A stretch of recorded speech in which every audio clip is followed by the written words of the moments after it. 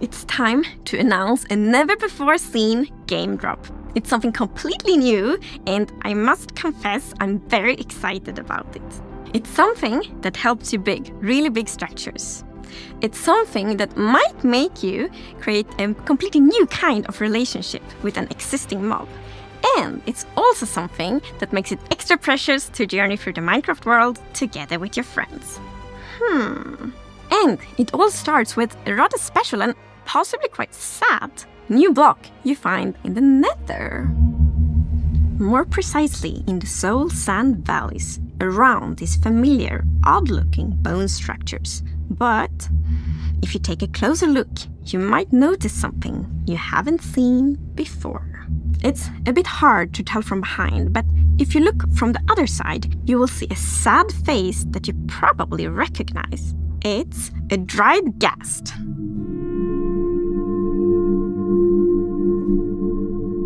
The Dried Ghast is a little bit smaller than a regular block, and it has this cute little tentacles on the sides and has this just a little bit grumpy face to it. It seems very dehydrated. Then you might think that, well, let's put water on it. But there is no water in Nether. So we can bring it to somewhere where there is water. We'll pick up the block from the Nether, bring it with us from the Nether to through a portal, and what better way to rehydrate a Dried Ghast than just put it in water? And then we wait. And wait. A little bit over time is gonna start, first it's grumpy, right? Then it gets neutral, and then it's gonna start smile more and more. Because then a Ghastling is spawned. It's so cute! It's baby! It's precious, it's baby! He's smiling, he's happy. So the Ghastling just floats around the overworld. I mean, it's a little balloon, basically, right? So yeah, it does what a balloon does. It floats and goes around, but it's also very curious. So it's gonna somewhat imprint over players or mobs and just follow them around a bit until it gets bored, and then it's just gonna, go and follow something else. This one will not spit fireballs, but you can feed it with something, Agnes. Yes. It actually is quite fond of snowballs instead, of course. I think it's so adorable. It's both hydration and cooling down.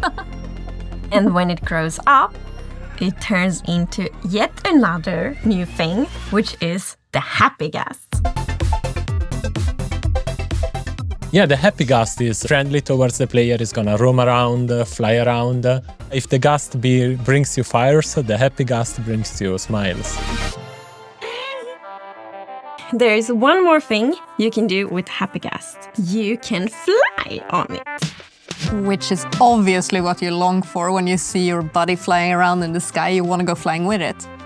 So if you craft a harness for your Ghast, you can tempt the Ghast to come closer with the harness, put the harness on, and jump up on it. An interesting thing about the harness also is that you can use it as an indicator to see if someone is riding the Ghast, because it's got these goggles, and if someone is riding it, they go down in front of the ice. We have a new neat feature as well, Agnes, the locator bar, right? Yes, so we have a new feature, the locator bar, which you see like at the bottom of the screen, and there you can see kind of in which direction your friends are. So then like when you're out flying on the Happy Ghast, for example, and want to find your friend, you see, okay, I should travel here. You can actually be up to 4 players on the Happy Ghast, so you can fly on it together. So you can be the passenger princess on my Ghast. Of course. I think the Happy Ghast is gonna be a great tool for our survival builders because it's a bit like being in creative mode, but in survival, right? You have this platform that allows you to position wherever you want in the sky, and then you can just dismount and build from the position you are at, which is super convenient when working on mega builds or sky bases or tall towers. Is super, super handy.